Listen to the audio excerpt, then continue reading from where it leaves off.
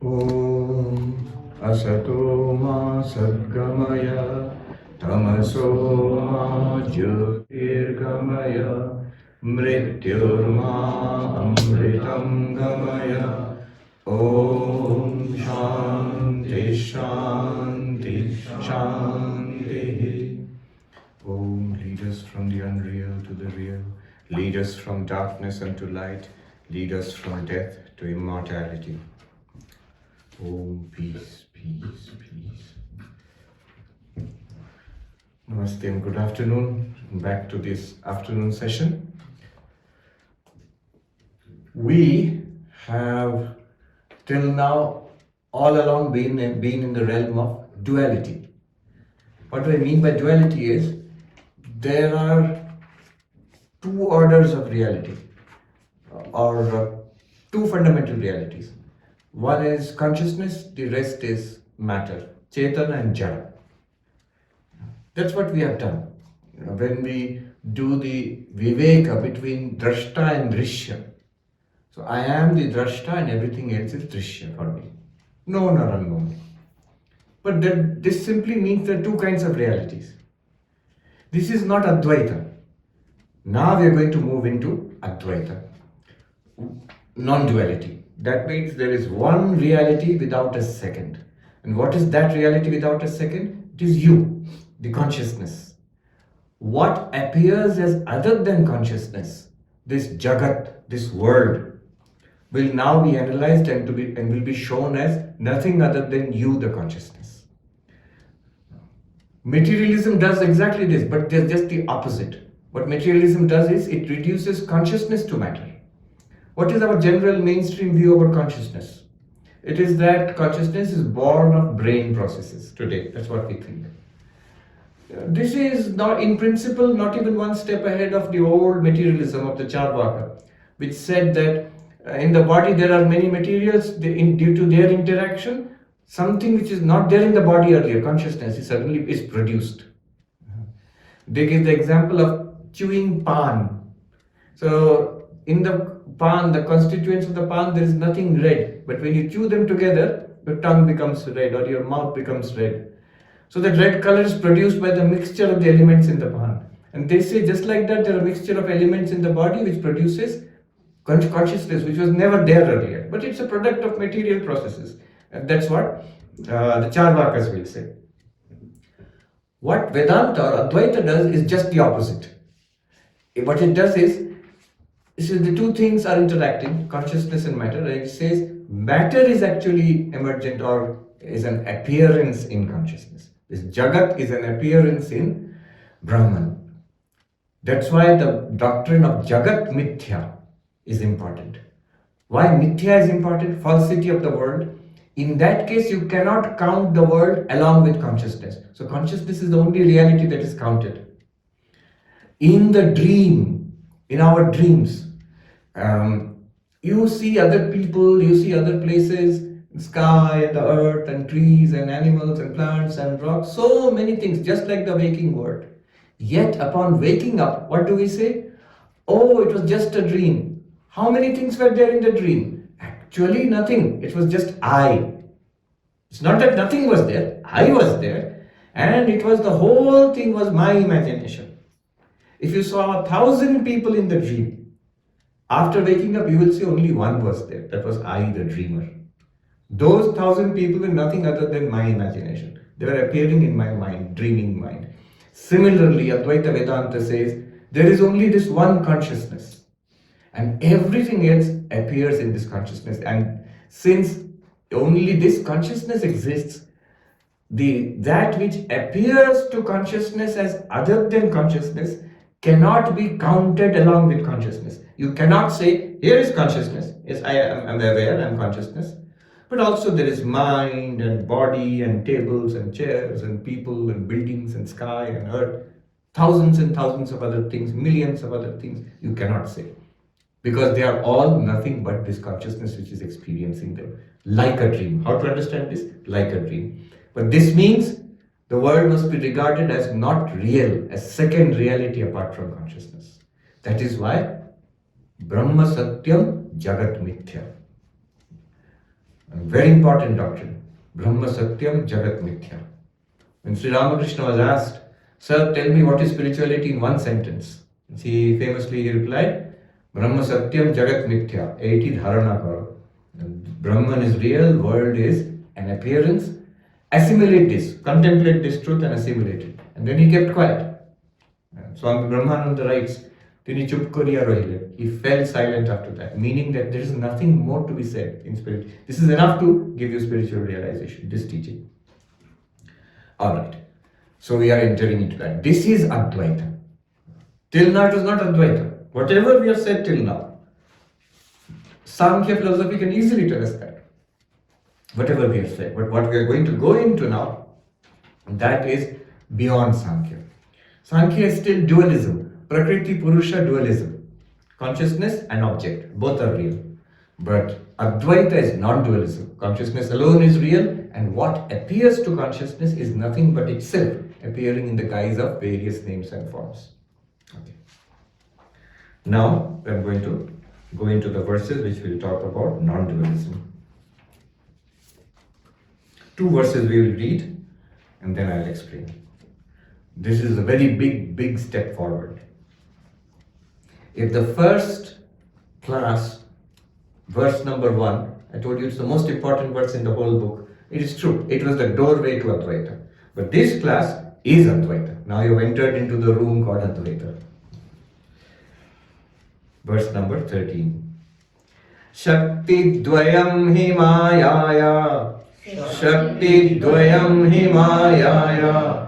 Vikshepa vriti rupakam. Vikshepa vriti rupakam. Vikshepa shaktir lingadi. Vikshepa shaktir lingadi. Brahmandantam jagat srijet. Brahmandantam jagat srijet. 2 powers undoubtedly are predicated of Maya, that is, those of projecting and veiling. The projecting power creates everything from the subtle body to the gross universe.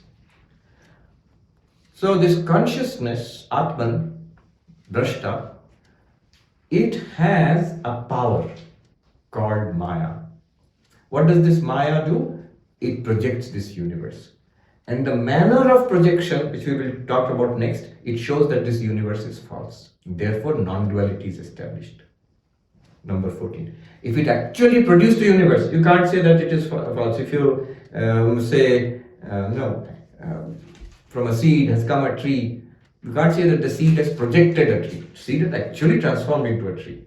Like that, if it produced, if Atman was transformed into world, we can't say that it is non-dual. The real world is there. But no, you see how it is produced. Number 14. Srishtir Nama Brahma Rupe. Srishtir Nama Brahma Rupe. Satchidananda Vastuni. Satchidananda Vastuni. Abdho Bhenadivat Sarva. Abdho Bhenadivat Sarva. Nama Rupa Prasarana. Nama Rupa Prasarana. The manifesting of all names and forms in the entity which is existing consciousness bliss, and which is the same as Brahman, like foam, etc. in the ocean, is known as creation. What is creation? Just name and form, just pictures. On the screen of Brahman, the movie of Jagat is projected. It's not that the screen has become hero and villain and cars and trees and cities and roads which you see in a movie. Not that the screen has become those. Those are pictures projected on the screen. Exactly like that, Brahman remains as existence, consciousness, bliss, Satchidananda. No change there. Not one extra thing has been produced. Only thing that appears is pictures. Nama Rupa Prasarana. In another place, Shankaracharya sings, today is his birthday, Dakshinamurti Stotra, the very first verse is so beautiful. Vishwam Darpana Drishyamana Nagari Tulyam Nijantargatam. So the entire universe is like a city reflected in a mirror. Nijantargatam. Pashyan atmani mayaya bahirivodbhutam yatha nidraya. So the entire universe is like a city in a mirror. Seen in the Atman, seen in yourself, in one consciousness, in that drishya, in that drashta, projected by Maya, like yatha nidraya, as in sleep. Swantargatam, within itself. Now it's like in a mirror, at least you will say, no, Mayavati and the hills are outside, and that then you can see in the mirror when you come in your car.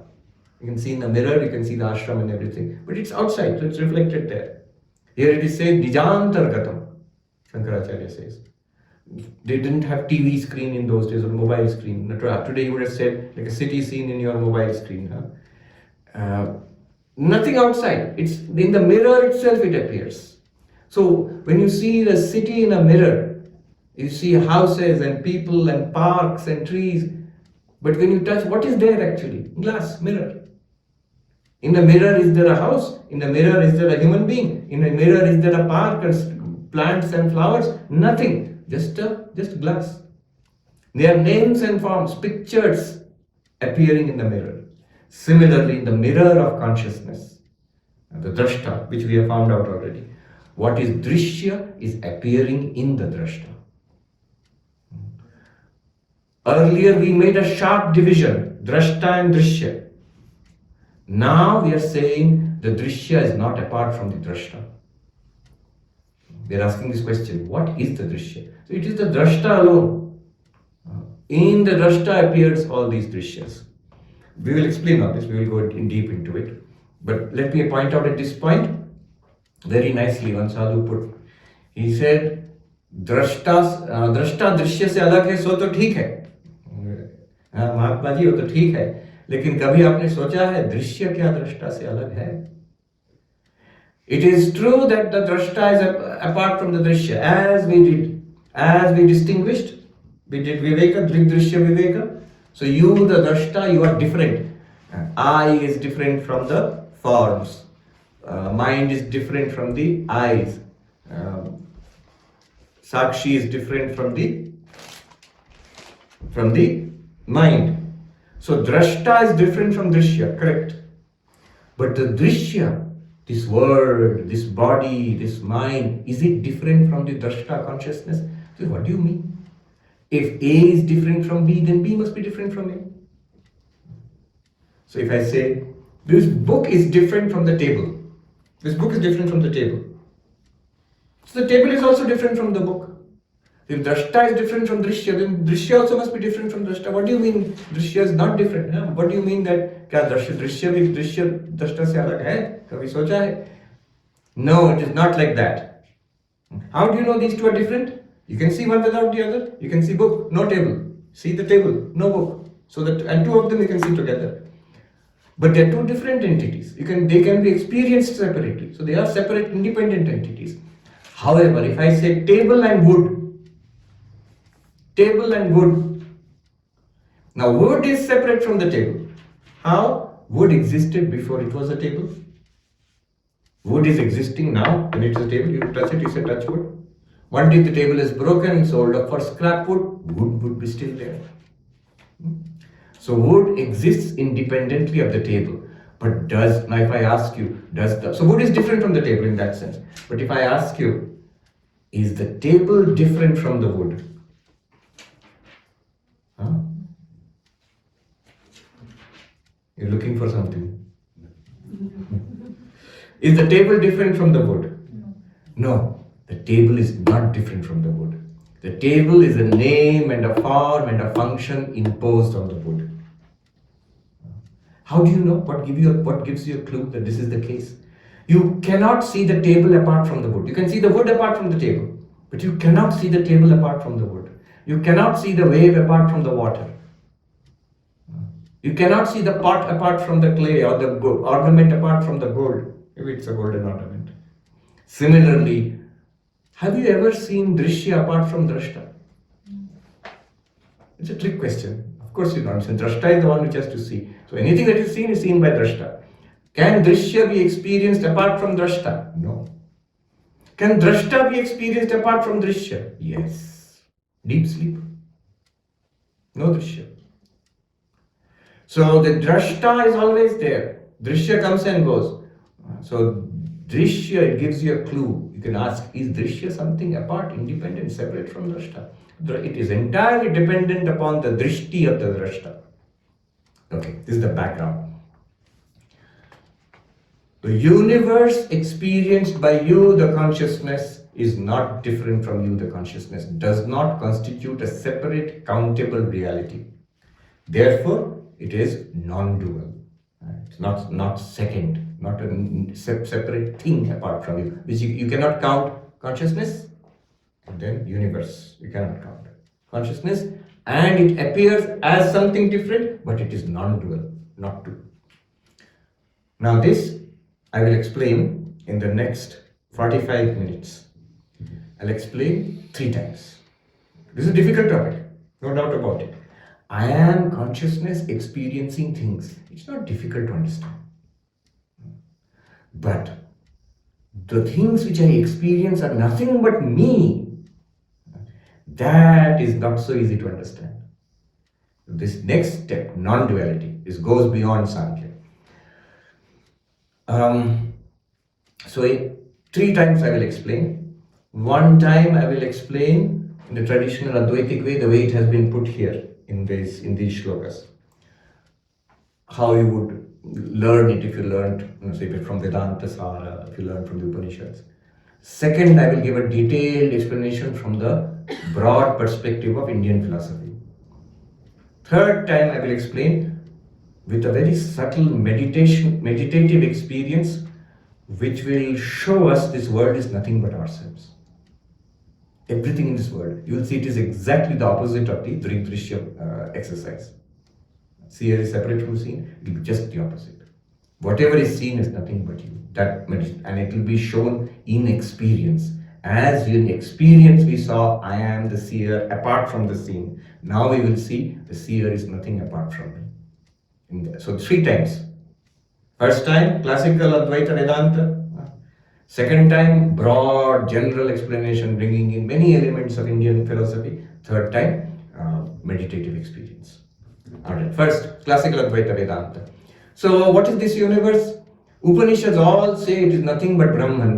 From Brahman alone emerges this universe. Mundaka Upanishad says, Yathornanavi srijate grinhate cha tathakshara sambhavati vishwam. I'm quoting a part of a mantra. As a spider produces a web from itself, so from the akshara, the entire universe has arisen. From the akshara. Akshara is Brahman. What is this akshara? How does the universe arise? Like a web coming from the spider. Brahman is called the abhinna nimitta upadana karana of jagat. I'll repeat that. Brahman is abhinna nimitta upadana karana of jagat. What does it mean? The one indivisible, material and intelligent cause of the universe. The traditional way of seeing, when something is produced from something else, the source is called karana, cause. The result is called effect. So from seed comes tree. From parents we have come. From Big Bang, universe has come. Now, the way it is analyzed is, there is a material cause and an intelligent cause. So the table has come from the wood. The wood is the material cause. And the carpenter is the intelligent cause, the one who worked on the wood to make it a table. But in the case of Brahman, in the case of spider alone is the material cause, spider alone is the intelligent cause. From the perspective of its own body, spider is the material cause of the web, isn't it? It spins the web out of materials from its own body. So what is that web in which the spider inhabits? It is nothing other than the spider itself, a part of its body. But who designed this web? Spider itself. So the sentient being called the spider is the designer of the web. And the material of the body of that being is the material of the web. So spider is the material cause and intelligent cause of the web. This is abhinna nimitta upadana karana. In the case of table, you cannot say material cause and intelligent cause are the same. And the table is not the carpenter, thank God. It's not that carpenter becomes the table or a potter becomes a pot. No, that's crazy. But in the case of Brahman and the universe, in the case of spider, the spider itself is the designer, spider itself is the material. And Vedanta claims that Brahman, it has to be because there is no other entity according to Vedanta other than Brahman. So when you see a universe, the many, the one itself must have become the many. The one itself must have become the many. How did it become, how did it produce the universe? Here is the interesting thing. Brahman has this power called Maya, which does two things. It has two powers. Maya itself has two functions or two powers. Avarana Shakti, Vikshepa Shakti. Veiling power, projecting power. Maya veils Brahman and presents Brahman as the universe. Maya veils Brahman and presents Brahman as the universe. Brahman appears as universe. Due to Maya, Maya is transformed into the universe. It's like this. Our ignorance veils the rope and projects it as a snake. What is that rope? What is the cause of that snake? Illusory snake. What is the cause of that illusory snake? It is the rope only. Rope is the adhisthana, the ground, plus a power called our ignorance. What does that ignorance do? It does not reveal that it's a rope. It veils the rope as it were. But not completely. Rope is still seen, but it is misperceived, misunderstood, misseen as a snake. So it is as if the rope appears as a snake due to our ignorance. And you might even say our ignorance is transformed into that snake. Similarly, Maya, or another example, sleep and dream. What does sleep do? Sleep veils the waking world from us. It even veils our own body from us. From us means the experiencing sentient being, the jiva.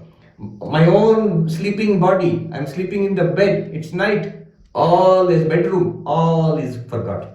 It's forgotten. But I cannot forget myself, I am there. I am now presented as a world of dreams. I am in the dream myself, and like a virtual world is also projected. So, sleep is the veiling power which hides the waking world, and projecting power which projects dream world. So I have given two examples, snake rope and our dreams. Snake rope caused by ignorance, and the material and the basis of that is rope. Dreams caused by sleep, basis of that is the waking person who has gone to sleep and projected as dreams. Similarly, Maya does two things. It veils Brahman so that we feel, I don't know Brahman, I don't know Atman, I don't know Sakshi. And it projects that Sakshi, Atman, Brahman as this world. What is the material of this world? Brahman. Now material, Advaita Vedanta also says one more point here. Brahman is the Vivatta Upadana Karana and Maya is Parinami Upadana Karana. What does that mean? Brahman appears as this world. Brahman is not transformed into this world.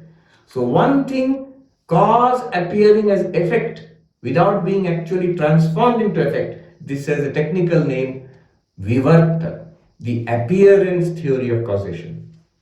Cause appears as effect. See, milk is transformed into curds, yogurt. You don't say milk is appearing as yogurt. It's actually transformed into yogurt. You don't say that I want some curds or yogurt and somebody comes and gives you a cup of milk. What will happen? It will appear as yogurt very soon. No, it has to be transformed into yogurt. Actual change takes place. If actual change takes place, the cause is transformed into the effect. This is called parinama, transformation theory of causation. And if cause appears as the effect without being transformed at all, this is called vivarta, appearance theory of causation. Waking world and dream, appearance theory. You, the waking person, you alone appear as your dream world, not that you are actually transformed into any of that. The rope appears as the snake without actually being transformed into a snake. But seed is transformed into the tree. It's not appearing as a tree. Milk is transformed into yogurt. So, Brahman is appearing as the world. So, world is Brahma Vivarta. And Maya is transformed into the world. Maya is Parinama. Jagat is Maya Parinama. There is whole theory of Sattva, Rajas, Tamas, and they all interact with each other and produce this world, bodies, minds, entire world. So, by the power of Maya, Brahman alone appears as Akasha, and Vayu and Agni and water and earth, Apa, Prithvi. By the combinations of these elements, this entire universe, our bodies, minds, everything is produced. How do you know? So here, Vedanta will appeal to the authority of Upanishads. Tasmad va etasmad atmana akasha sambhuta akashad vayu agnir apa adbhya prithvi. Taittiriya Upanishad. From this very Atma, which Atma? Which you just discerned, Drig Drishya Viveka. From this Atma itself appears Akasha. Appears Akasha means Atman appears as Akasha. How will consciousness appear as Akasha? And due to the power of Maya, it appears as its own object. Consciousness appears as its own object. What is the object? Space. Just blank space.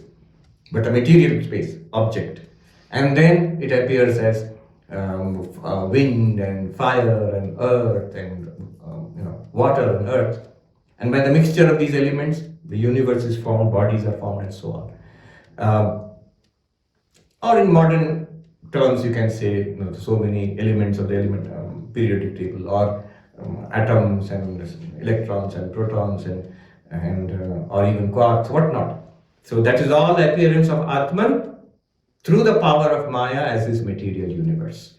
But because Atman has not changed and it is only appearing like a dream, so all these millions of entities which are appearing, they do not constitute a countable second apart from the Atman. So non-dual. Even when the universe is appearing, you will say there is only one here, the Atman. Even when the whole dream world is appearing, you will say after waking up there was only one, I the dreamer. Okay.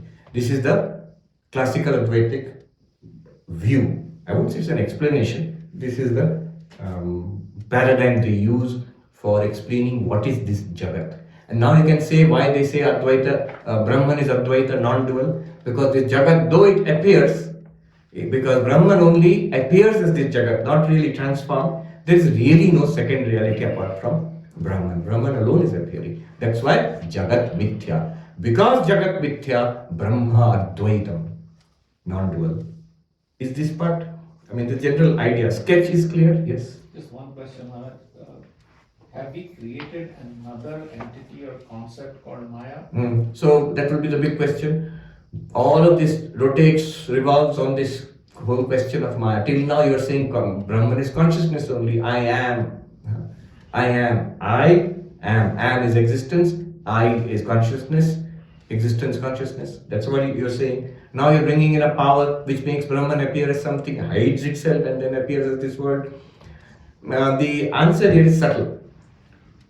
Maya, the status of Maya is neither that it exists nor that it does not exist. If it exists as an independent entity apart from Brahman, and then it has to be countable second. So Advaita is lost there itself. If it does not exist, then nothing would appear. Consciousness would remain as such. So it's an explanatory device which says its ontological status is neither existence like Atman or Brahman or Drashta or Sakshi, nor non-existence. Now one might say, that's illogical. It has to either exist or not exist. But that's not true. We inhabit a world where fiction is well known. Harry Potter. Does Harry Potter exist or does not exist? You will say it's fiction. It exists in a certain sense because books are written about it and movies are made about it and people go to see the movies and they write reviews about it, an Oscar award is given. So it is not that it does not exist, but it's not really existing. Can you count in the population of the earth 8 billion people are there plus one more Harry Potter? No, you can't count. Not counted. So a fictional existence which is not real like Brahman, Atman, but not totally unreal also. Therefore, the world produced by Maya is also not real like Brahman. It enjoys the same category of appearance without reality like Maya. Like our dreams, like the snake in the rope. How many entities are there? Snake and in the rope? Are there two entities? Rope and snake? No, rope only. Even though you see the snake, even though you see the movie, even though you see the dream, you still don't count it. I love the gulab jamun, big gulab jamun. It was made by the cook here, by the way. And then in the dream, suppose I have more gulab jamuns because of my desire. Two more gulab jamuns. Total, will I say I have had three gulab jamuns? No, you cannot say. Only one which you have in the waking state. But I saw, I ate, I experienced eating two more gulab jamuns in. You experienced without actual reality. That's called fiction. That is Maya. So Maya has this, yeah. So would a mirage be maybe a closer analogy? Yeah, mirage example is often given by Shankaracharya. So it is a dry desert appearing as a water-filled oasis. That is a mirage. Since you brought up the mirage example, let me just dwell on it a little bit. This I am deriving from my Shunyavada teacher, Professor J. Garfield. He gave a course at Harvard University on Shunyavada, Madhyamaka Shunyavada. When I joined the class, he said, Swami, keep your Advaita outside the door. When we do it's good because then you have to learn this system by itself without keep continuously comparing and mixing up. So he said that mirage example. So he gave the example of somebody driving in the Arizona desert, which I've seen myself, in a vast desert, and sometimes you see mirages shimmering in the distance. So a driver is driving. Now, three kinds of drivers who see the mirage. One is the first time driver who has never seen a mirage, does not even know the concept of a mirage. The driver is driving and sees it, and what will he think? Water. Water.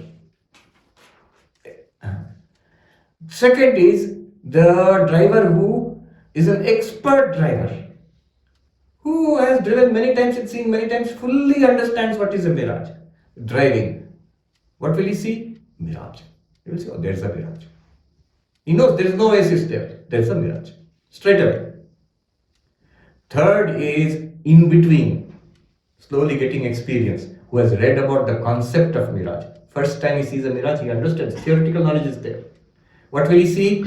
Water. But wait a minute. This must be the thing I read about. It's called mirage. He is in between. Pandit, but not with experience. So the first one is the worldly person who sees the world and says, world. This is world. It's real. Anybody else, you ask? We say it's world. People will say, this is the world. This is samsara. This is my world. What else? I am the body and mind. Yes, if you say consciousness, I have consciousness, which I lose in deep sleep and anesthesia and all. This is my world. But Maharaj, one question on that. See, if somebody knows that it's a mirage, right? So in that case, he has the prior knowledge, the memory, that I have seen it somewhere. So when we are in the Maya, right? So let's say, as a newborn or somewhere, I have no prior experience of what the world is. So where does this relationship come in so that I know that this is the past experience, that the connecting the two dots? Sannikasha or something, But where does the past experience come in to connect the two dots of what? That this is the Maya, So No, wait. I'll tell that, yes. So the first driver is the absolute no. It's like the worldly person. He sees it and he says it's water. It looks like water. So he says it's water. And the worldly ordinary person, he knows what is water. Yeah. Right? Without knowing the water, he wouldn't see that, right? He knows what is water. Yes, he knows. So in case of our world, when you say that this is Maya, right? So no. Don't be. Let me go through this example. Let me go through it. Step by step. Just use common sense. A person who does not know what a mirage is, when he sees the water, he'll say it's water. He'll say when he sees the mirage, he'll say it's water. Swami Vivekananda also saw the mirage for the first time in the desert, did not know it was a mirage. He said it is water. You know the story. Vivekananda saw it in the Rajputana desert. The expert who has seen it again and again and knows it thoroughly, the moment he sees it, he sees the same thing, same illusion he sees, but he immediately says it's a mirage. And the in-between fellow, he sees and he confused for a moment, but he brings in his knowledge and he has read about it and he says, it is a mirage. Though I see it is water, but I know it is a mirage. Why I am saying this whole thing? The first one is the ordinary person in the world. The second one, who immediately identifies a mirage, it's like a jnani, Jivan Mukta, who sees the world and says it's a projection, Maya. Avinna nivattopadana karana, Brahman alone is appearing as this world. Immediately, while saying the same thing. And the third one is like us. You have read Drig Drishya Viveka. We are seeing the world and we say it is a world, but wait a minute. I have read about it, so it must be that Jagat Mithya, this fellow, this one around, Mithya Jagat is appearing. Theoretically. We are bringing in something that we have been taught, trying to understand this. That's our status, the third person. Now you are asking something else. Why do we at all see it? We'll leave it a little bit now, but hold on, there's an answer at the end we will see. Okay. Now this was a diversion, mirage example, 3 examples of mirage. And he gave, actually, Garfield gave a fourth thing. There is something called a glass called a polarized goggles, where you will not actually see the mirage also. So those who wear it, they will not see the mirage. So he says that's the yogi who is in samadhi. Not even seeing. The world is not, the question doesn't arise. So in samadhi, Atman alone, Brahman alone, God alone, whatever he is seeing, but not the world. So fine. Anyway, that's the example. Done. This is what you will get, say, when you study Vedanta Sara, what is this world? This is how the world is explained. Or at least this is the theory about the world. Now let's go a little deeper. A general theory of world falsity. This comes from different sources, as you will see, as we go along. So second set of explanations. Let us consider Drashta and Drishya, consciousness and object. I am awareness, and to me everything is appearing. Mind is appearing, senses are appearing, body is appearing, world is appearing. What is the relationship between consciousness and object? Clearly there's a relationship, because I am experiencing objects. So object and consciousness are interacting. What is the relationship? What is consciousness with respect to object? What is object with respect to consciousness? What is this with respect to me, the consciousness? What am I with respect to this? 5 theories, quickly. So these are just picked up from different Uttarakhand sadhus. How they simply, just 1 or 2 sentences, they'll cover the whole gamut of Indian philosophy. So 5 approaches to this question. Keep the question in mind. What is the relationship between Drashta and Drishya? What is the relationship between consciousness and object? One answer is consciousness is produced by the object. Object is real, consciousness is byproduct. Who says this? Materialist. From Charvaka down to modern scientists, most of them will say this material world is real. And at some point it organizes itself into living entities, and at some point these living entities become more and more evolved, and they become sophisticated with nervous systems and brains, and somehow they produce consciousness. So consciousness is an emergent phenomenon, epiphenomenon, many terms are given. Byproduct of chemical and electrical activity in our brain and nervous system. That is the mainstream theory today. What's wrong with it? Why not accept it? We can't accept it because it's not complete yet. They have not been able to demonstrate, scientists, doctors, how material processes can produce a subject. Material processes will produce other material processes. Objective processes result in objective results. But your subject, you are seeing, hearing, smelling, tasting, touching, enjoying, suffering, thinking, understanding. How? You see Einstein's brain at the moment of understanding insight of E is equal to mc square. You will see flashes of electricity. And when he gets the understanding E is equal to mc square, more flashes of electricity. Where is E is equal to mc square then? Nowhere. So subject, how is it produced? This is called the hard problem of consciousness. Not only is it incomplete, people like David Chalmers and others will say, in principle it is impossible.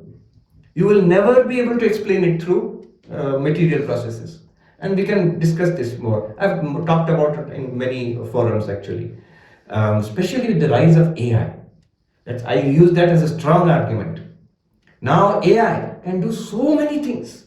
It can write essays for you. Our Maharaj, Alexander Maharaj, Ramdas Maharaj was telling me how he gave a talk about spirituality and pragmatism, the American school, philosophical school of pragmatism. And he found out, he studied it thoroughly from various sources. Finally, he asked AI to give him 10 different points, 10 differentiation between, say, Vedanta and pragmatism. And he says 2 points that we had never thought of. 2 points came. So AI did give him something which he did after all his studies also. And this happens again and again because it's a vast amount of information and AI synthesizes that and keeps, once in a while it will give you new things which is already there, but because of our limited capacity we can't think of everything.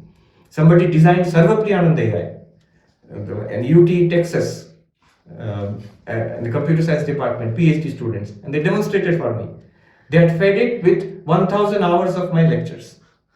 And then they asked it, ask any question of Vedanta to it. So I also asked. It gave very nice answers. Not only it gave answers, it told me where Sarvapriyananda said this, in which lecture, at which time stamp. So give you the source. Plus it has access to the whole internet. So all libraries and everything. And it can draw material from there. So it is giving really rich replies. Very detailed replies. Whatever question you ask. Better than Sarvapriyananda. So, yet, only one thing is not there. AI is not conscious. Why is it that AI can duplicate all our mental activities except consciousness?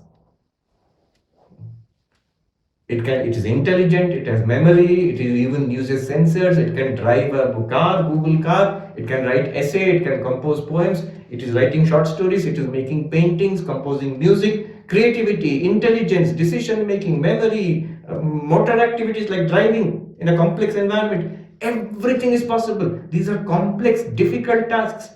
Defeating chess master, that was already long ago, Deep Blue and all.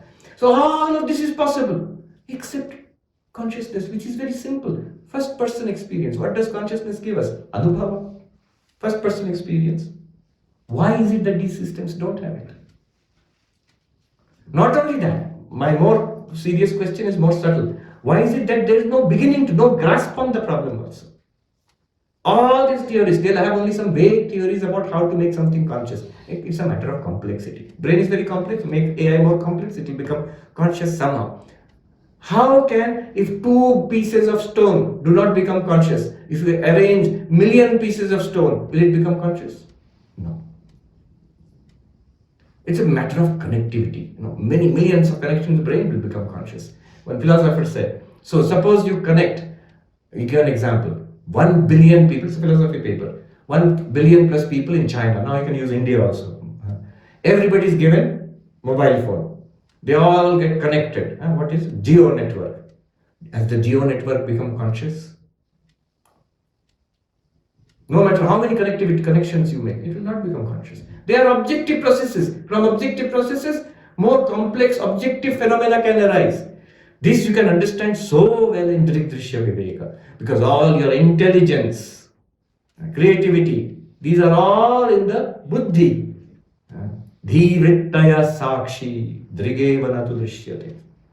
Drashta is 10th man, not in those 9. So clear, analysis is so elegant in Drig Drishya Viveka. It will explain why AI is not conscious. Because consciousness is the 10th man, it's not among those 9. Okay. Now you come to the other theory. First theory, consciousness emerges from object. The other theory, object emerges from consciousness. Second theory. Who says this? Every theistic religion in the world. God created the universe. So your God, philosophically speaking, your God is conscious or not? Yes, conscious, of course. We'll be offended if you say God is not conscious. So God is conscious. So from consciousness, material universe has come. God created the universe. Every religion which believes in God will say this. Christianity, Islam, Judaism, Vaishnavism, Shaktaism, Shaivism, Vedanta, second Brahma Sutra, first Brahma Sutra, Athato Brahma Jigyasa, hence therefore inquiry into Brahman. Next question, what is Brahman? Janmadyasya Yataha, that from which the creation, etc. of the universe take place. What is this etc.? Asya Jagata, Janmasthiti Bhanga Yasmat Tat Brahma. Of this world, the creation, existence and dissolution takes place from that. That is called Brahman. You are basically saying Brahman is the creator. Consciousness is the creator of matter. God is the creator of this universe. Why not accept this theory? Well, big problem will come.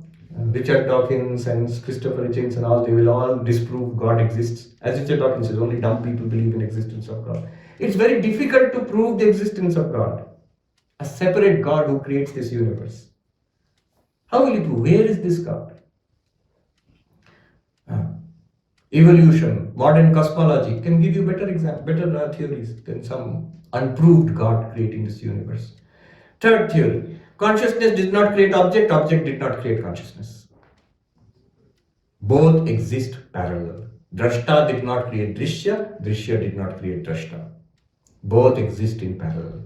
Who says? Sankhya. Yoga.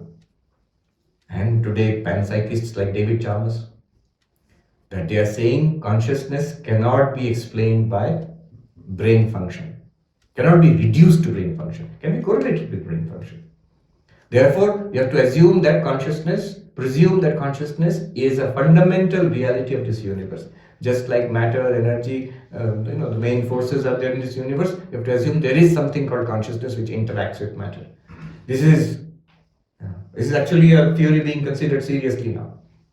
There are a number of thinkers who are coming at it from science and philosophy, not from Vedanta or Sankhya.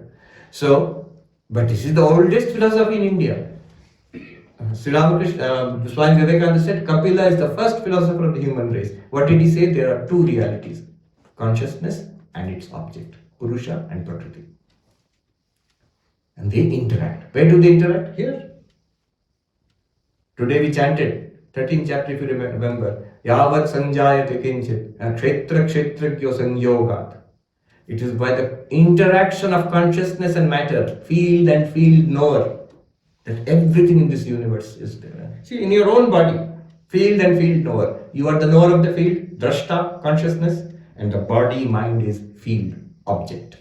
Together, you are this person. I am this person. Everything in this universe is functioning with a combination of consciousness and matter. Consciousness and object, same thing. So, two are two parallel realities. Why not accept this?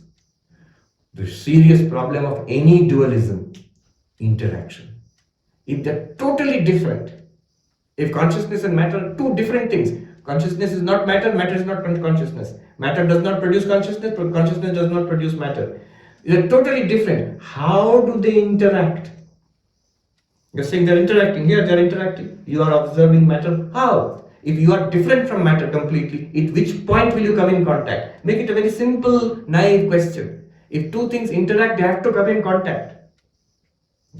When you use examples like light is illumining, consciousness is like light. I always use this example. Vedanta uses this example. Objects are like matter. Light comes and illumines the objects. But this is a material light. This is matter. So they can interact. There's no problem at all. But how can consciousness, let's put it in religious language, spirit, interact with the world? How? Where? At which point will it meet? See, this problem is, I mentioned Descartes. So in Descartes, from that time, Descartes' time onwards, there's a serious problem in Western philosophy of mind, called mind-body dualism. Mind-body dualism. So forget consciousness for a while. Mind we all have, we know. But what is the connection of this mind to the brain? If you can prove that brain is producing mind somehow, problem is solved. But if you cannot prove, if you think mind is different and brain is different, how are they interacting? Which point? The point at which mind will touch the brain, that point, is it brain or is it mind? When mind touches matter to interact, that point, is it matter or mind? Descartes faced this problem and he had no answer. I mentioned earlier also, there was one Princess Elizabeth. She was, I think, Princess of Denmark or somewhere. She was, in those days women were not allowed to study.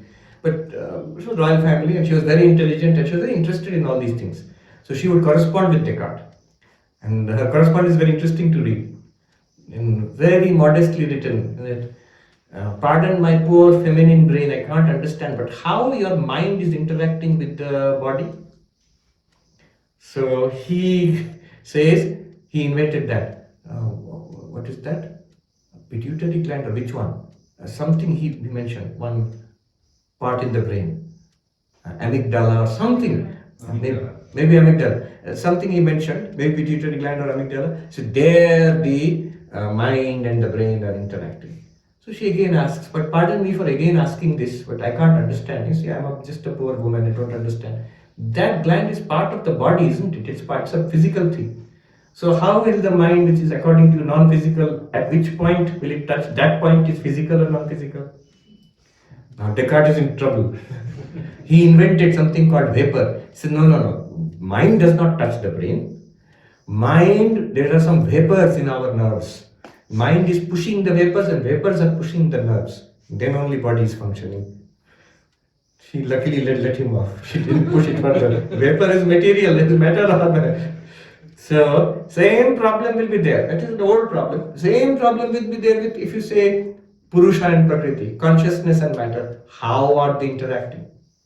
I am consciousness, I am controlling this body. Princess Elizabeth will ask, exactly how? You are aware of it, but this awareness, at which part is it touching the body to control it? How are you controlling it? In the brain. But how will consciousness touch the brain? Where will it push the buttons? So that's a crude way of putting it. Any dualism, serious dualism, will have interaction problem. Then comes, just for sample, fourth theory. Don't forget the theories. First theory, matter produces consciousness, object produces consciousness, materialist. Second theory, and remember the objections against these also.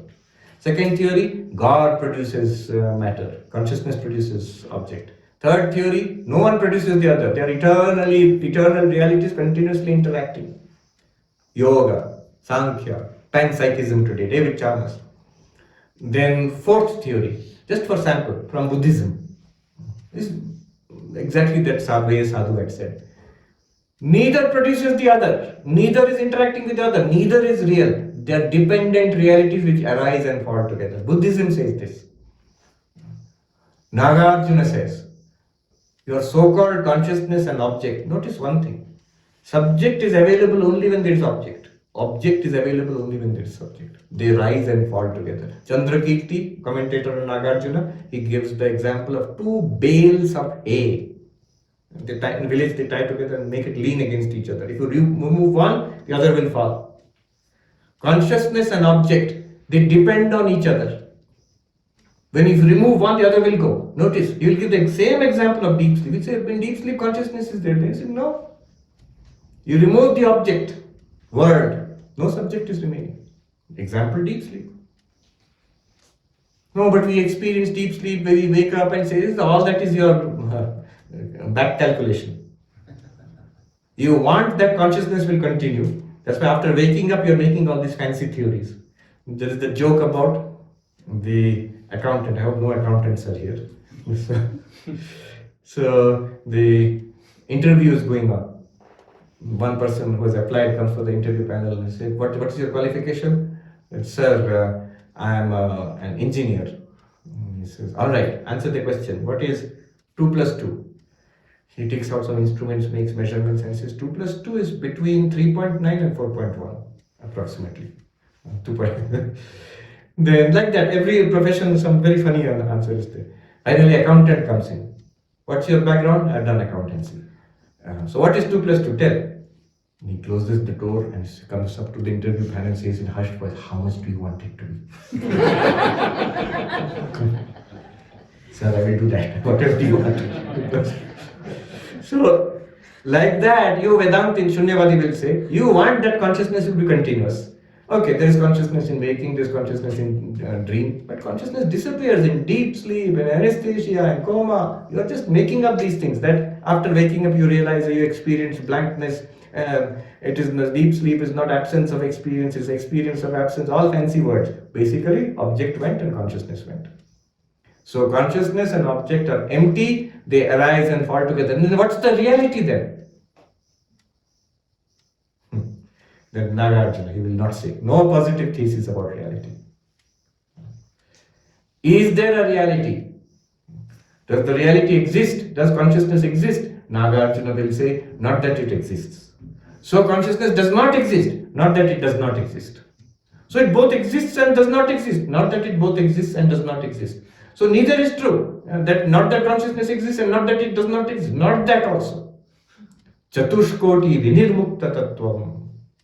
Shunyam. Is, it's all negation. Negation of is, negation of is not, negation of the conjunction. Is and is not, negation of the denial, the disjunction.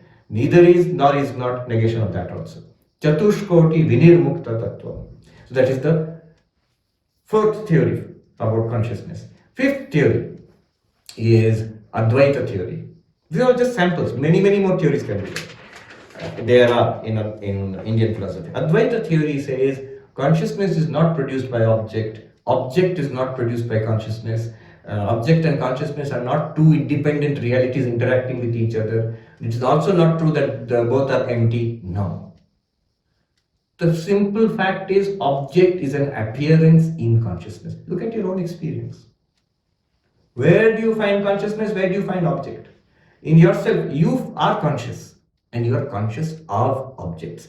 That literal description of your experience, that's the truth. Object is an appearance in consciousness. And what appears in consciousness is nothing but consciousness. What appears in water, it gives the example of bubble, foam, wave, they are all nothing but water.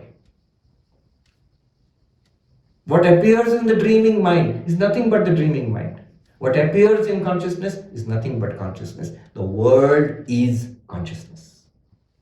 Which consciousness? Which you are. You are the world. Ahameva idam sarvam, atmeva idam sarvam. Atman alone is all this. I alone am all this. Now deeper. I've given you 5 theories. Fifth one is Advaita theory. That fifth one, to understand that, we'll have to now go through a 7-step process. So, 7-step process. We have got exactly 1 minute, but I'll take time. The 7-step process to understand that this universe is nothing but consciousness. Chin matra, consciousness only. 7 steps. This is something that I'm just repeating from the present Puri Shankaracharya. He just said it in 1 sentence. But to explain this, I usually take 1 hour. So, what does he do? He says, start with the world as you understand it, and you will end up with consciousness alone in 7 steps. And these 7 steps, in 1 sentence, it's a survey of entire Indian philosophy of consciousness. Alright, let's start. Start with step 1, Jagat. Jagat is world, as we experience it. We see, hear, smell, taste, this world. Solid, liquid, gas, all kinds of elements, air, water, fire, whatever you call it, it's this. Then, second step. This Jagat is nothing but Panchabhuta Vilasa. It's a play of matter. It's matter interacting with matter. Today we'll say matter and energy, we'll say atoms, electrons, protons, we'll say quarks and energies. Basically matter and energy. This entire physical world is matter and energy. Panchabhuta Vilasa. But these 5 bhutas, so here he appeals to Upanishads, because Maya alone projects these 5 Panchabhuta. So, Panchabhuta is nothing but Maya.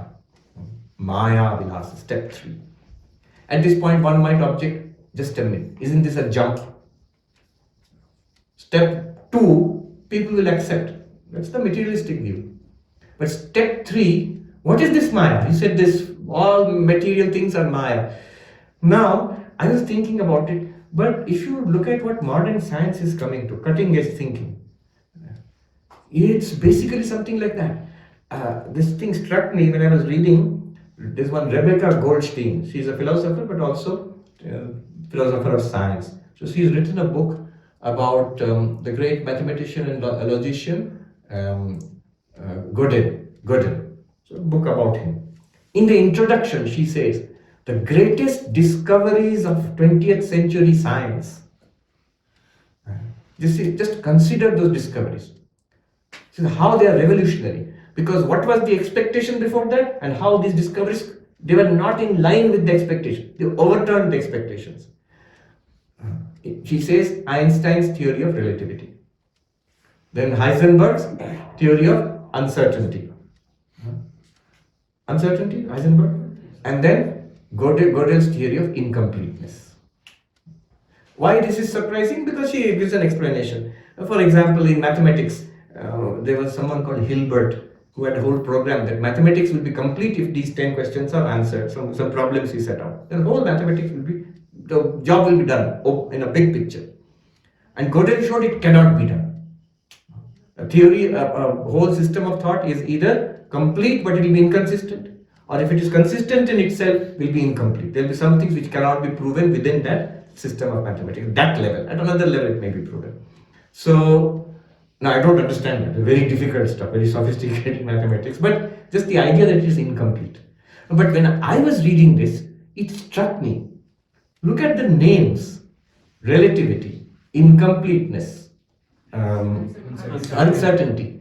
Late 19th century scientists were looking forward to 20th century when science will become complete, not incomplete. When there will be certainty, not uncertainty.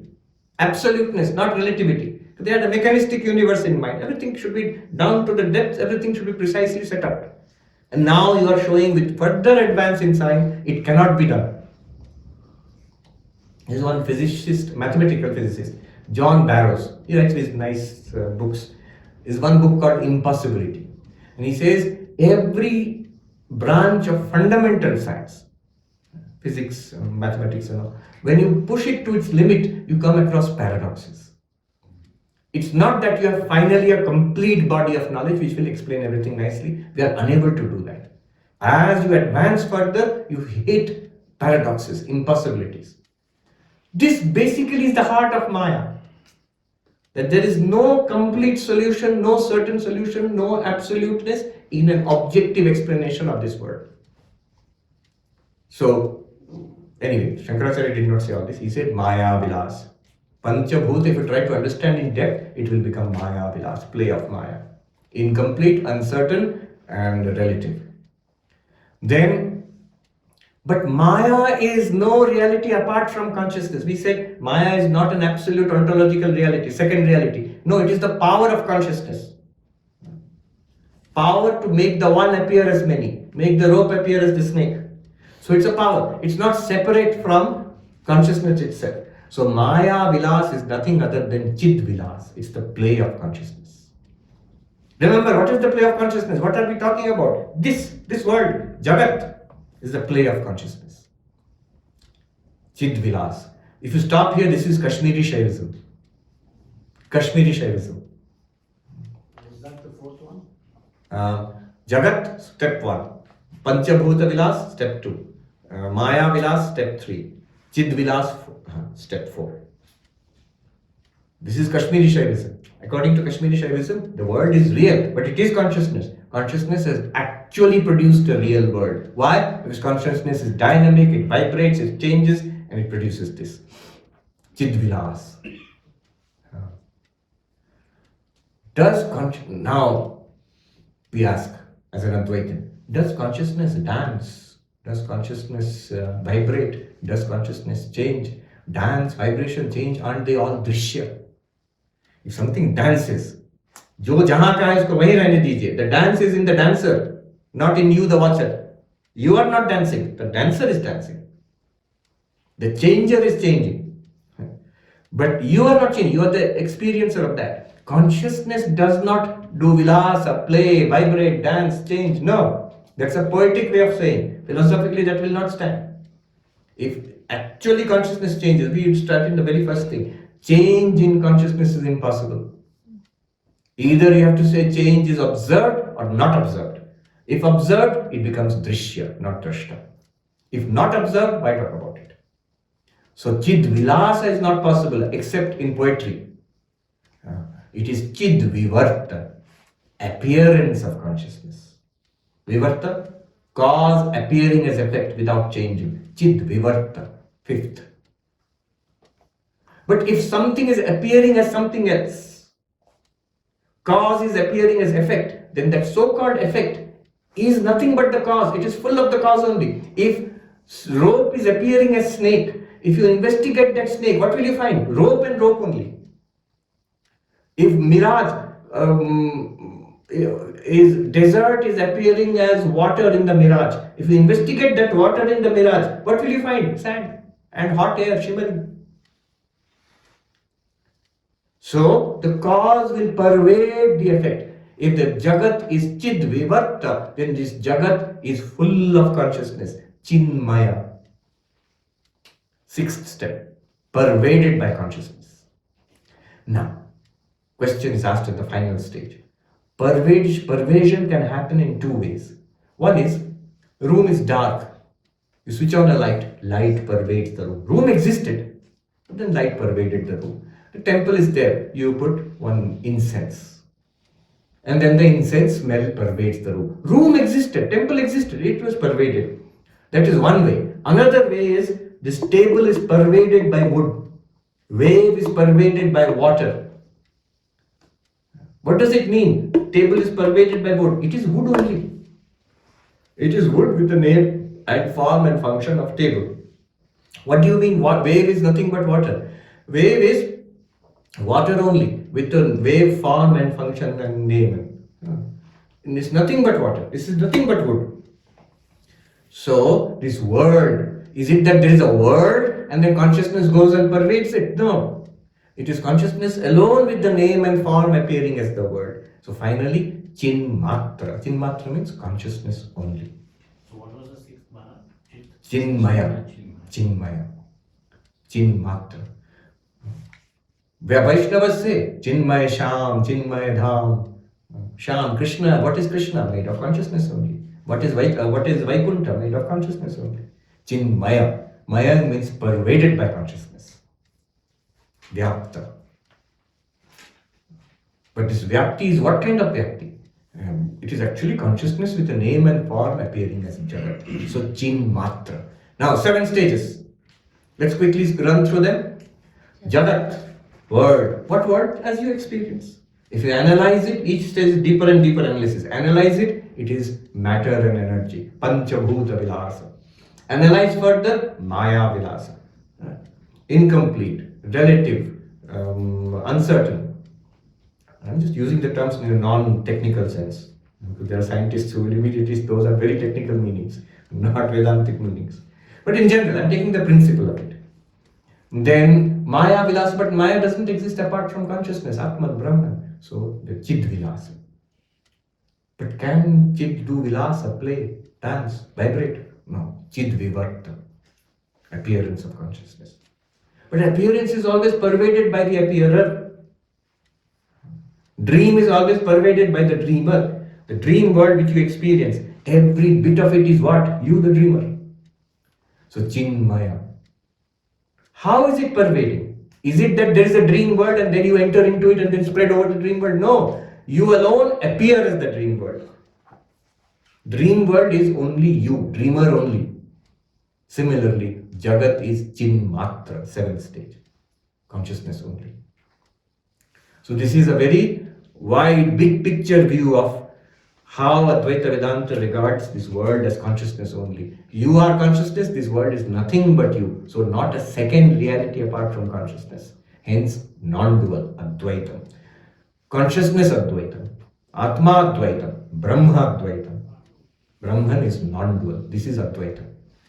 Whatever we are, implication is whatever we are experiencing is nothing but me, but which me? Not the body, not the mind, not Sarvapriyananda the person. Drashta, consciousness.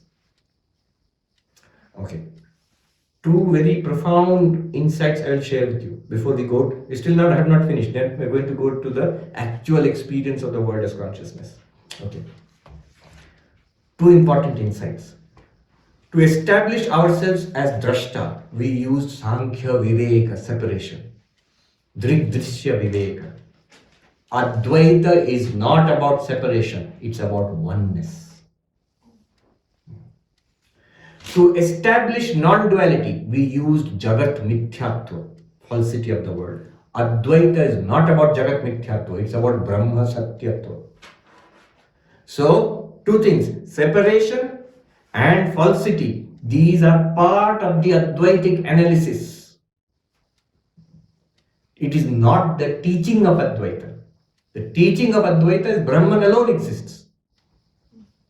The teaching of Advaita is Tattvamasi. Aham Brahmasmi.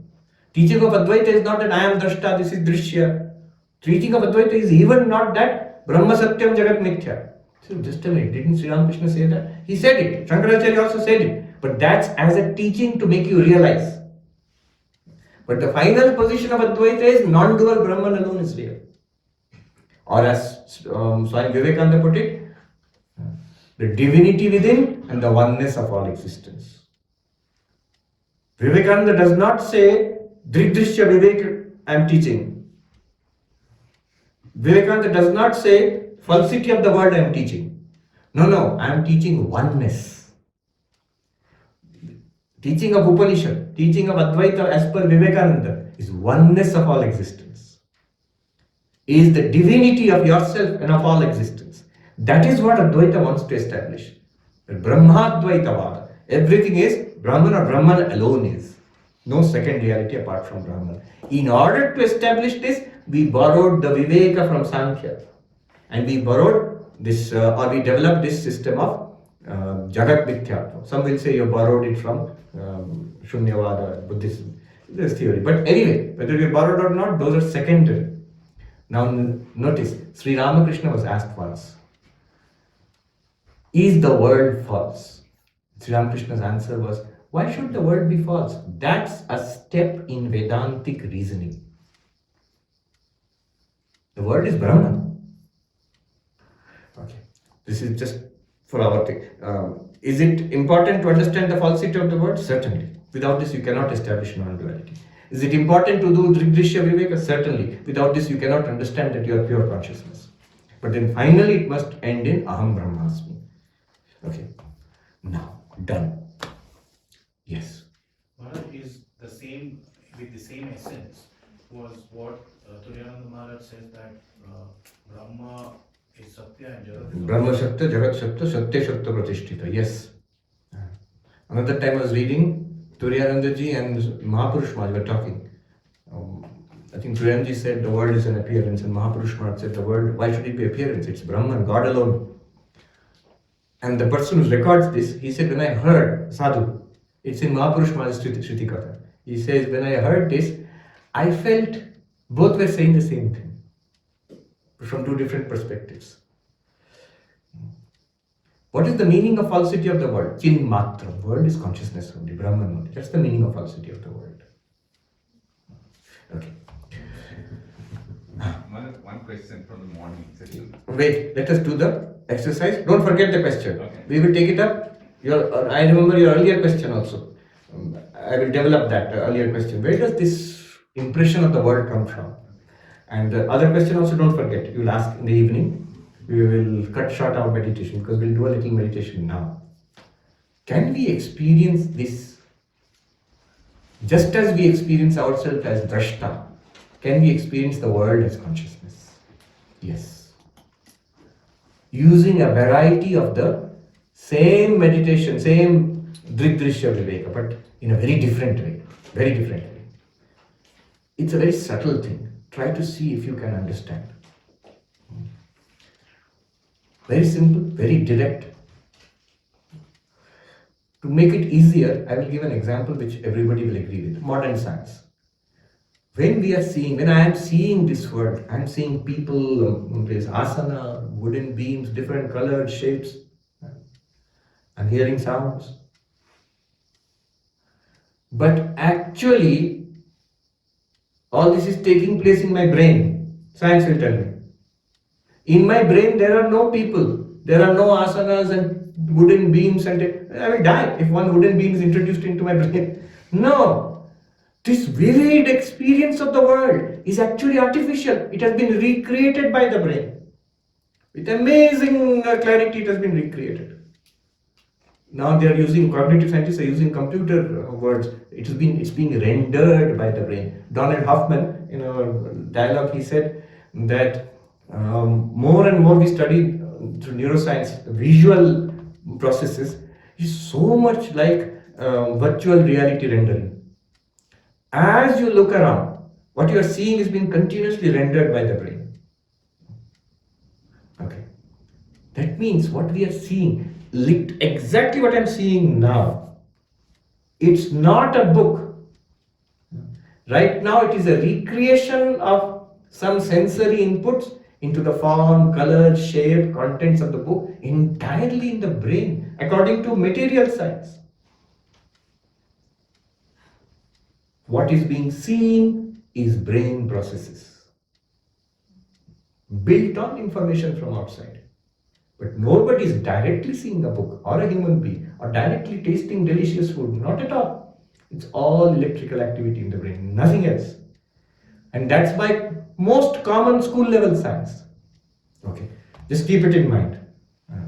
It's nothing very radical what we are going to do. The result will be very radical, but what we will do is analogous to this, what we already accept in science.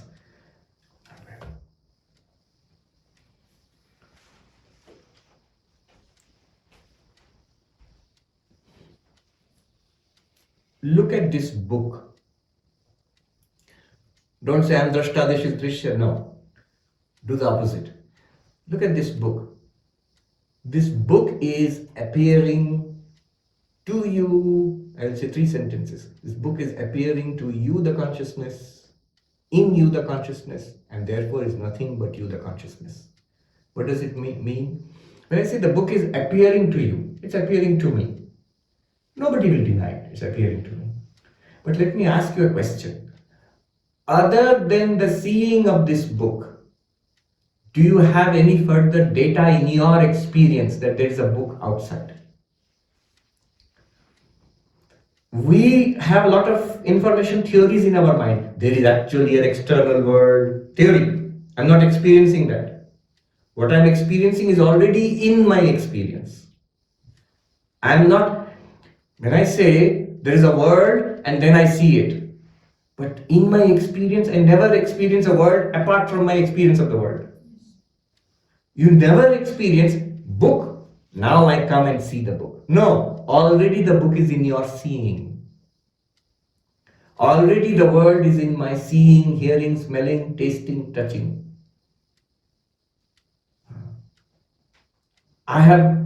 It's what mathematicians will call a trivial problem, that there's no world outside my experience. World is what I experience. The rest of it is theory, that there is something outside. But in your experience, the world arises in, what you see arises in seeing as a part of seeing. This is arising as a part of seeing. But seeing is nothing apart from the consciousness in which the seeing is appearing. 3 steps. Book, step 1. Step 2, no, not book. Book in seeing. Step 3, seeing in consciousness.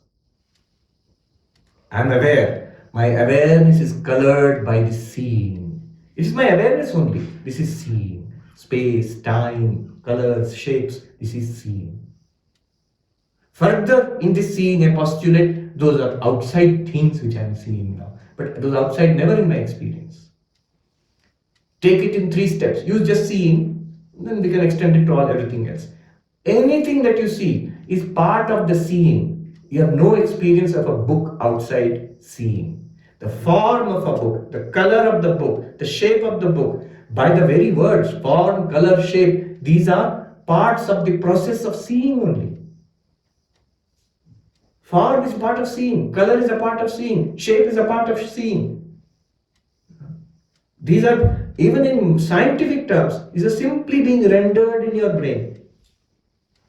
This seeing is part, this book is part of your seeing. You have no data in your experience of a book, the color, form and shape of a book, apart from seeing it. It's only arising in seeing, and seeing is arising in consciousness. So this is what they call subjective idealism, Berkeley and like that. Almost, yes, almost. Only difference is that subjective idealism, the subject is real and everything is appearing in the mind. There is no evidence of anything outside the mind. But here, even the subject is appearing in my consciousness, in consciousness. I am awareness itself. And I, the knower, ego, is appearing in consciousness. Ahankara na aham. It is not subjective idealism. You can say it is absolute idealism or absolutism. Subjective idealism, subject is real. Object is an appearance in the subject. But here, subject and object both are appearing in consciousness. Not only object which you see, so object, step 1. Step 2, reduce it to seeing. Step 3, reduce the seeing to consciousness. The seeing is only a coloring of consciousness. And the object arises in the seeing. So also in hearing. So also in smelling, tasting, touching. And even more easily in our internal subjective states. The subject, thoughts, feelings, emotions, they are all colorings of consciousness. Notice how this is the exact opposite of Drig Drishya Viveka. In Drig Drishya Viveka, what did we say? Here is the book. Drishya is apart from drashta. Because I am seeing it. So drashta is apart from the drishya. Correct. But now we are saying drishya is not apart from drashta. Drishya arises only in the drishti of the drashta. In the seeing of the seer. And the crucial thing for this to work is to notice that this is a literal report of our experience. I will end with a little, I'll take the question, hold it, don't forget. So, the world is arising in our seeing or in our experiencing, whether seeing, hearing, whatever it is. And those are all modes of consciousness. There's nothing other than consciousness. My friend and our senior member, I've mentioned this many times. Some of you who have gone there might have seen Bill Conrad. He's 100 years old this next month. He's a physicist, retired physicist, and he was a pilot in the navigator in a bomber in Second World War. So he is a committed reductionist. Swami, no, the world is not appearing in your seeing, in consciousness. World exists apart from consciousness. You come and see it. And I will prove it to you. We will set up the camera. He said exactly this. We will leave the room. We will come back into the room. I will show you a picture in the camera showing empty room. So room exists without you or me. No conscious being, no seeing. Room is existing by itself. You said we have no data, that there is the book outside of your consciousness, outside of your seeing. Well, I'm showing you data. Here's the picture, empty room without you seeing. I said, Bill, follow this carefully. Bill, in your consciousness, you proposed this test. In your consciousness, we set up this camera. In your consciousness, we left the room. In your consciousness, we came back into the room. In your consciousness, we saw the camera with picture of empty room. At which point did you step outside consciousness? Or can you step outside consciousness? It's impossible. Now go back to another question which can always arise. You are saying this is arising in seeing. But are you seriously denying there is a vast unknown world outside your consciousness, outside your knowledge? Behind, just now, Swami, behind you, what is happening you can't see. You don't even know. It is not in your seeing. Are you saying there's nothing behind you? You're saying it's all arising in consciousness. Is it true? What is happening in some mountain down there, one corner of the mountain, do you know if it's happening in your consciousness? What is happening on one planet far away, whose existence also you don't know? Do you have any idea? What is happening in your own body right now, which can be revealed by a CAT scanner? But do you know in your consciousness? No. How can you say everything is arising in consciousness? Only tiny thing you know. Mostly you don't know anything. So world exists apart from consciousness. Wait. Knowledge and consciousness are different. It is consciousness alone appearing in the mind as Chidabhasa, using the instruments of knowledge, getting knowledge, it becomes a knower and it gets some specific knowledge. And rest of the world remains as unknown for that knower. But the known world and the unknown world are both appearing in consciousness as the known and the unknown. So how strange. How can something appear in consciousness and be unknown? Yes, it can. Imagine virtual reality world. Imagine dream world. When you are walking around in the dream world, it is just like waking. Are you aware of what's behind you? No. Are you aware of what's happening on the other side of Pacific Ocean? In your dream world, suppose there is a Pacific Ocean. What's happening in the ocean? What fish is there? Do you know? No. You feel there is a known world and there is an unknown world. I know only this much, and the rest is unknown. But when you wake up, the little known world and the whole unknown world of your dream, you will realize the whole thing was in my mind. Even as unknown, the so-called vague, unknown world of the dream was still in the dreamer's mind. Just because something is in consciousness does not mean you have to know it. If you know it, you have to use instruments of knowledge. Chidabhasa, using eyes, will open the book and read from the book. Then it knows something. But even when not known, still appearing in consciousness.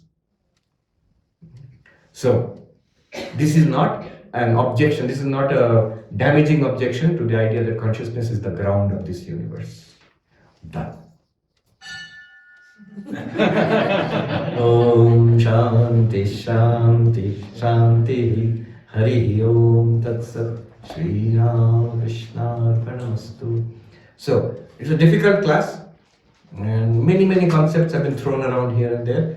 Broadly, I said three things. Same thing, the whole world is an appearance in consciousness, nothing but consciousness, and therefore not a second reality, therefore Advaitam. It is consciousness Advaitam, Drashta Advaitam, Sakshi Advaitam, Atma Advaitam, Brahma Advaitam. And these things I said three times. Once the classical Advaita thing, Abhinna Nimittopadana Karana, Vivarta Karana, and so on and so forth. And then second time, we did a whole journey. Remember, 4 theories, consciousness and matter, materialist theory, theistic theory, and then Sankhya, Yoga, panpsychist theory of parallel realities, the emptiness theory of the Madhyamaka, and then Advaita theory. Then Advaita theory, to prove that, we went through a 7-fold step. Jagat, Panchabhuta Vilasa, Maya Vilasa, Chid Vilasa, Chid Vivarta, Chinmaya, Chinmatra, consciousness only. Then the third one, we did a 3-step reduction of so-called object to consciousness. Object, no, you are seeing this, it's part of your seeing. But seeing is nothing other than consciousness. It's an appearance in consciousness. World, no, world is part of your conscious experience. But what is experience? Conscious experience is nothing other than consciousness. It's a painting on consciousness. That's it. This analysis is from a gentleman called Krishna Menon, Atmananda Krishna Menon. He used to live in Kerala in the 1950s, he passed away, I think, 60s. He passed away in the 60s. It's based on Upanishads. Basically what it does is, Sthula is reduced to Sukshma, is reduced to consciousness. That's all. Object, but object is in experience. But experience is in consciousness. That's it. Chalo. We will take up questions. For remember your questions. I remember your questions. So we will your task in the evening class. And also we'll do a non-dual meditation, which is now possible after this class. The next set of non-dual meditation.